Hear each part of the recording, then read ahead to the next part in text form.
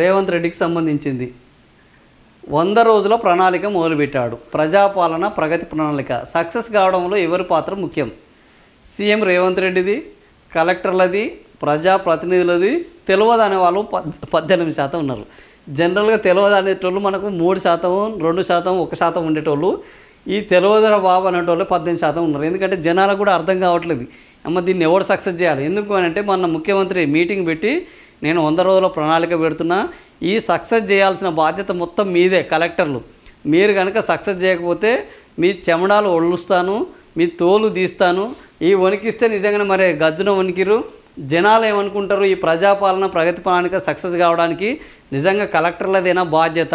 ముఖ్యమంత్రి రేవంత్ రెడ్డి చెప్పినట్టు అని పోల్ నిర్వహిస్తే ముఖ్యమంత్రిది బాధ్యత అని 43% మంది అంటున్నారు. అంటే ఈయన డబ్బులు ఇవ్వకుండా, ఈయన సరైన విధానం రూపొందించకుండా, నువ్వు కుండలో అన్నం పెట్టకుండా అందరికి పోయి అన్నం వడ్డించరా అంటే వాడు మాత్రం ఏం వడ్డిస్తాడు? ఖాళీ కుండతోటి. సో ఇప్పుడు కలెక్టర్లది కూడా అదే పద్ధతి అయిపోయింది. వానికి నిధులు ఇచ్చింది లేదు, విధులు ఇచ్చింది పోయి నేను 99 రోజుల ప్రణాళిక అనౌన్స్ చేసినా మీరు పోయి దాన్ని సక్సెస్ చేయండి అంటాడు.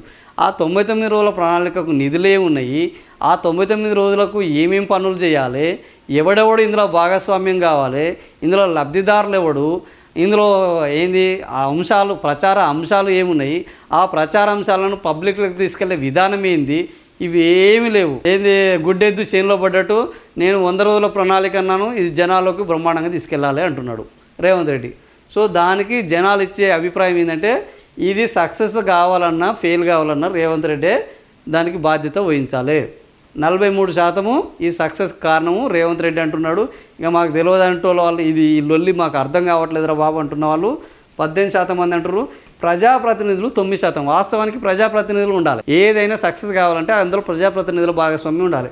9% ఎందుకు అంటున్నారంటే వీళ్ళ భాగస్వామ్యం ఏమీ లేదు. రేవంత్ రెడ్డి వచ్చిన తర్వాత ఈ రాష్ట్రంలో ఏ మంత్రి ఏ శాఖకు ఉన్నాడో కూడా తెలియలేని పరిస్థితికి వాళ్ళే మేము ఆ శాఖకు మంత్రులమని వాళ్ళే ఆశ్చర్యపోతున్నారు. ఎందుకంటే కొండా సురేఖకు తెలియకుండా దేవాదాయ శాఖ కాంట్రాక్టులు నడుస్తుంది, సినిమాటోగ్రఫీ శాఖ కోమటిరెడ్డికి తెలియకుండా టికెట్ల రేట్లు పెంచుతారు, ప్రీమియర్ షోలకు అనుమతులు ఇస్తారు, రోడ్లు భవనాల శాఖకు తెలియకుండా రోడ్ల కాంట్రాక్టులు పోతాయి, పొంగులేటి తెలియకుండా భూభారతి రివ్యూలు జరుగుతాయి, భూభారతిలో అధికారులు వచ్చి పనులు చేస్తుంటారు. ఇట్లా తుమ్మల నాగేశ్వరరావుకు తెలియకుండా యూరియా సరఫరా జరుగుతుంది. ఈ రకంగా అధికారులకు తెలియకుండా వాళ్ళ శాఖలు నడుస్తున్నాయి. కాబట్టి వీళ్ళకు దీనికి సంబంధం లేదు. అందుకని 9% ఇచ్చారు వాళ్ళకు. అవునన్నా కాదన్నా వాడు ఏం చేసినా పొద్దున్న లేస్తే జనాల్లో ఉండి ఆ జనాల బాధలు చూడాల్సింది కలెక్టర్లు. కాబట్టి ఆ కలెక్టర్లకు 30% ఇచ్చారు. ఇది ఈరోజు రాష్ట్రంలో ఉన్న పాలన, రేవంత్ రెడ్డి పాలన.